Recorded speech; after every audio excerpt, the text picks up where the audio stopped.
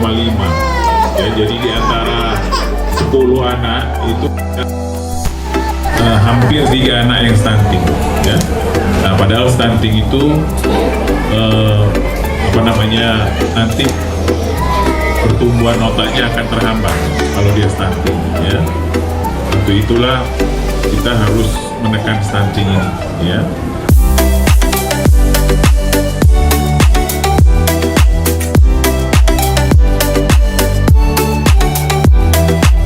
Nah, anak-anak kita ini nanti Indonesia di tahun 2045 itu akan menjadi negara maju seharusnya.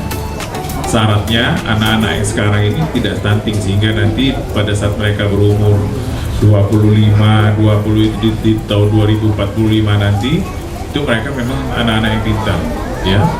Dia direkrut menjadi pegawai negeri atau menjadi pegawai-pegawai swasta di perusahaan-perusahaan kita, memang dia orang-orang yang pintar. Jadi dia bekerja itu berdasarkan otaknya, bukan berdasarkan tenaganya ya, bukan menjadi pekerja kasar, bukan menjadi pekerja yang diupah rendah ya. Tapi kalau dia menggunakan kecerdasannya, menggunakan keahliannya, maka dia nanti akan diupah tinggi di 2045. Nah, itu yang kita harapkan ya. Untuk itu kita harus siapkan dari sekarang. Ini anak-anak ibu ini nanti yang sekarang berumur 2 tahun, 3 tahun atau ke bawah itu kan tahun 2045 itu kan 21 tahun lagi ya. Saat mereka nanti memang sudah menjadi tenaga kerja ya. Nah, untuk itu kita harapkan mereka ini tidak stunting ya. Masalah stunting kita itu sebenarnya yang paling mendasar itu adalah masalah ekonomi. Kedua, masalah tingkat pengetahuan ibu-ibu ya. Ibu-ibunya kurang begitu paham apa sih yang harus kita kasih sama anak-anak kita ini ya, sehingga ibu-ibu lengah karena ibu-ibu. Kemudian masalah ekonomi, mungkin ibu-ibunya sibuk bekerja membantu bapak mencari nafkah di rumah, lalu anaknya tidak diperhatikan, atau memang kurang bahan makanan yang bergizi itu tersedia di rumah ya. Nah, untuk itu strateginya sekarang 2 nih yang urgent ya. Pertama, saya minta Korpri ini seperti yang dilakukan oleh Kepala Dinas PUPR ya. Korpri, Korps Pegawai Republik Indonesia itu sekarang dibawa yang di Dinas PUPR di bawah Pak Iskandar Zulkarnain ini memberikan bantuan selama 3 bulan terhadap anak-anak stunting ya, bahan makanan supaya ibu-ibu tidak terlalu repot mencarinya ya. Nah, kemudian juga kita memberikan pengetahuan strategi berikutnya ya. Jadi ibu-ibu, sedikit saya senggol bahwa dalam setiap mangkok, dalam setiap piring makanan anak-anak ya, setelah lewat dari ASI ya, setelah lepas dari ASI harus ada 3. Pertama, karbohidrat. Karbohidrat itu adalah bubur nasi, bubur beras.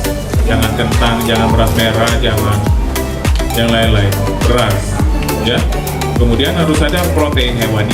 Protein hewani, bukan protein nabati. Protein hewani itu adalah itu tadi, ikan, telur, ayam, daging. Nah, mungkin daging, ayam atau apa agak susah. Ikan, Bu ya, ikan itu gizinya tinggi. Nah, ibu harus ngasih ikan setiap dalam mangkok nasi atau mangkok buburnya itu ya. Kemudian setelah itu harus ada lemak. Nah, lemak itu dari mana? Lemak itu dari minyak goreng. Minyak goreng itu, Bu, 2 sendok makan, 2 sendok teh. Obat itu ibu campurkan, atau ibu memang kasih mentega, kasih margarin, atau kasih santan, atau memang lemak daging itu dikasih harus ada itu ya.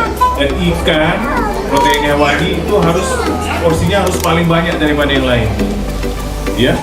Jadi seharusnya ikan, ayam, daging, telur itu lebih banyak daripada nasinya harusnya ya. Nah, untuk itulah otaknya akan cepat tumbuh ya, otaknya akan cepat tumbuh ya. Nah, gimana otaknya mau cepat tumbuh? Kalau misalnya untuk menambah berat badannya saja kita tidak memberikan makanan dengan asupan yang baik sehingga berat badannya tidak naik ya. Nah, Jadi maunya kita pilih makanan yang bergizi sehingga berat badannya naik dan otaknya pun pasti akan berkembang dengan baik dan menjadi anak yang pintar.